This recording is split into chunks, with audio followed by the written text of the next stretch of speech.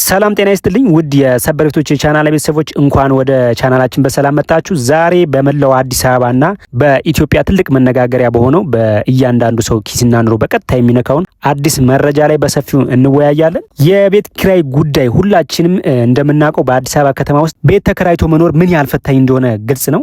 አከራይና ተከራይ ሁልጊዜ እንደ ድመትና አይጥ የሚፋጠጡበት በየ6 ወሩ ዋጋ ጨምሬያለሁ ካልፈለክ ልቀቅ የሚባሉ አስጨናቂ ጊዜ ነበረ። ነገር ግን አሁን መንግስት አዲስ መመሪያ ወጥቷል። የአዲስ አበባ ቤቶች ልማትና አስተዳደር ቢሮ በ2019 በጀት ዓመተ ምህረት የሚተገበረውን የቤት ኪራይ ዓመታዊ ጭማሪ ጣሪያ 11.5% አድርጎ በይፋ አጽድቋል። ይህ ማለት ምን ማለት ነው? ከአሁን በኋላ አከራያችሁ እንደፈለገ 50% ወይም 100% መጨመር አይችልም ማለት ነው። ህጉ ማን ይከላከላል? ተከራይን ወይስ አከራይ? እንግዲህ በዚህ አጭር ቪዲዮ ውስጥ አዲሱን መመሪያ ዝርዝር ድንጋጌዎች፣ የዋጋ ስሌቶችና ህጉ የሚሰጣቸውን ግዴታዎች እና አከራይ ሆናችሁ ተከራይ ልትጠነቀቁ የሚገቡ 7 ዋና ዋና ነጥቦች አንድ በአንድ እንፈትሻለን። እስከ ቪዲዮ መጨረሻ ድረስ አብራችሁን ቆዩ። ምክንያቱም ይህ መረጃ መብታችሁን እንድታውቁና አላስፈላጊ ወጪዎች አገልግሎት እንድትድኑ ይረዳችኋል። እስኪ ቪዲዮን ከመጀመራችሁ በፊት ላይክ ማድረጋችሁን እንዳትረሱ።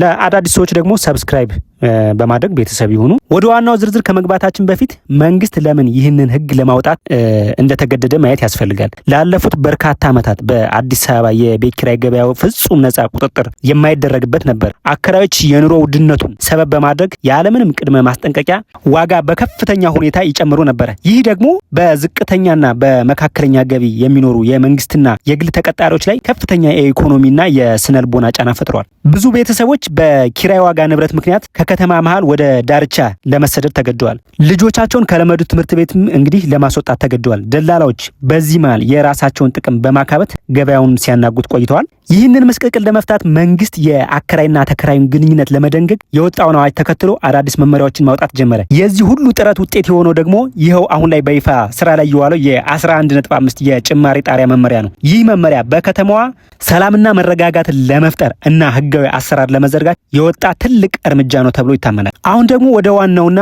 ብዙ ሰዎችን ወደሚያደናግረው ስሌት እንግባ። የ11.5% የቤት ኪራይ ጭማሪ ጣሪያ ማለት ምን ማለት ነው? ይህንን ተግባር እንግዲህ በምሳሌዎች ህጉ የሚለው አከራይ ሊጨምር የሚችለው ከፍተኛ መጠን 11.5 ነው ይላል። ከዚህ በታች መጨመር ይችላል፣ ከዚህ በላይ ግን በፍጹም አይችልም። ናሙና ስሌቶችን አብረን እንመልከት። በአሁኑ ሰዓት በወር 5000 ብር የምትከፍሉ ከሆነ አከራያችሁ በህግ ሊጨምርባችሁ የሚችለው በከፍተኛ የገንዘብ መጠን 11.5% ወይም 575 ብር ብቻ ነው። ስለዚህ አዲሱ ህጋዊ ኪራያችሁ ከ5575 ብር መብለጥ የለበትም። ሌላ ምሳሌ ልስጣችሁ።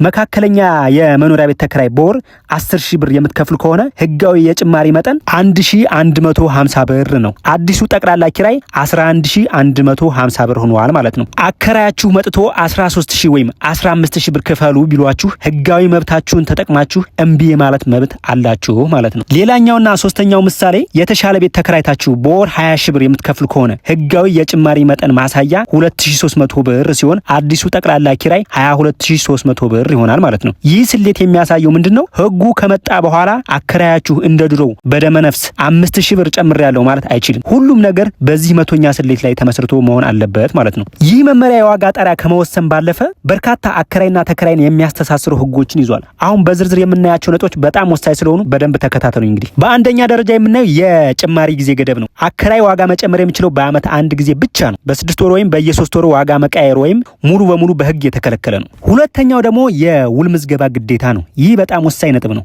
ማንኛውም የአከራይና ተከራይ ውል ከተፈረመበት ቀን ጀምሮ በ30 ቀናት ውስጥ በየአካባቢውና ወረዳ ወይም ክፍለ ከተማ ቤቶች አስተዳደር ጽህፈት ቤት ቀርቦ መመዝገብ አለበት። ካልተመዘገበ ውሉ በህግ ፊት ዋጋ አይኖረውም። ይህ ማለት ነገ ችግር ቢፈጠር ፍርድ ቤት ወይም ወረዳ ሄዳችሁ መብታችሁን መጠየቅ አትችሉም ማለት ነው። በሶስተኛ ደረጃ የምንመለከተው የቅድመ ክፍያ አድቫንስ ገደብ ነው። ቀደም ሲል አከራዮች የ6 ወር ወይም የ1 ዓመት የቤት ኪራይ በአንድ ጊዜ በቅድመ ክፍያ እንዲከፈላቸው እያስገደዱ ነበር። አዲሱ መመሪያ ግን ይህንን ይከለክላል። አከራዮች ከተከራይ መጠየቅ የሚችሉት የቅድመ ክፍያ ከ2 ወር ማለፍ የለበትም። አራተኛው ነጥብ አዳዲስ ቤቶች ህጉ ለሁሉም ቤት አንድ አይነት አይደለም። አዲስ ለተገነቡ ወይም ለመጀመሪያ ጊዜ የሚከራዩ ቤቶች የኪራይ ዋጋው መነሻ በአከራይና በተከራይ ነፃ ስምምነት ይወሰናል። ነገር ግን አንድ የውል ተመዝግቦ መከራይ ከጀመረ በኋላ በሚቀጥለው ዓመት የሚደረገው ጭማሪ በዚሁ 11.5% የጣሪያ ልክ መሆን አለበት ይላል። በአምስተኛ ደረጃ የምንመለከተው ህጉን ለማስፈጸም የተዘጋጁ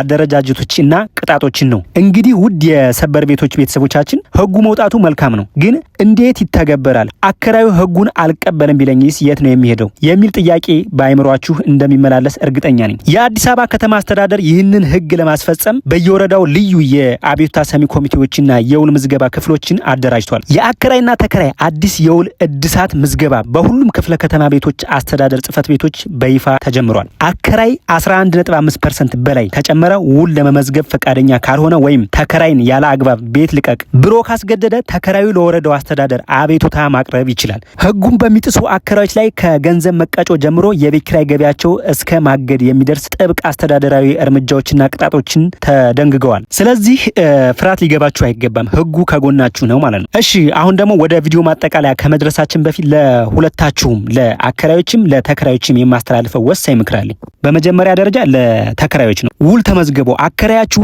ግብር ላለመክፈል ወይም በሌላ ሰበብ ውል አንመዝገብ በቃላችን እንስማማ ቢላችሁ በፍጹም እሺ አትበሉ።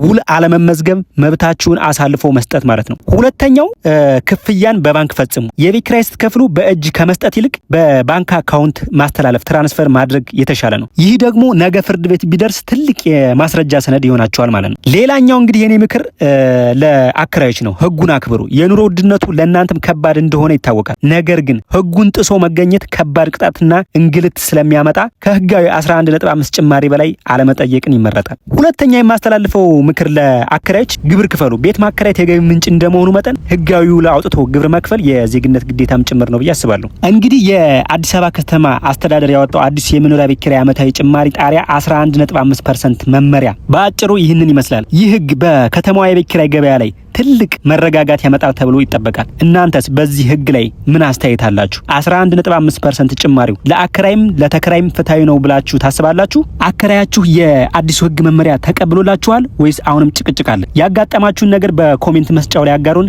እኛ ምላሽ እንሰጣለን። ቪዲዮአችን እንግዲህ ጠቃሚ መረጃ እንደሰጣችሁ ተስፋ አደርጋለሁ። ለጓደኞቻችሁና ለቤተሰቦቻችሁ እንዲደርስ ቪዲዮን ሼር አድርጉት። እንደነዚህ ያሉ ወቅታዊና ጠቃሚ መረጃ ለሁልጊዜ እንዲደርሷችሁ ቻናላችንን ሰብስክራይብ ማድረጋችሁና የደወል ምልክቷን መጫናችሁን አትርሱ። በሚቀጥለው ቪዲዮ በሌላ አስደሳች ርዕስ እስክንገናኝ ድረስ ሰላም ቆዩልኝ። ቻው ቻው።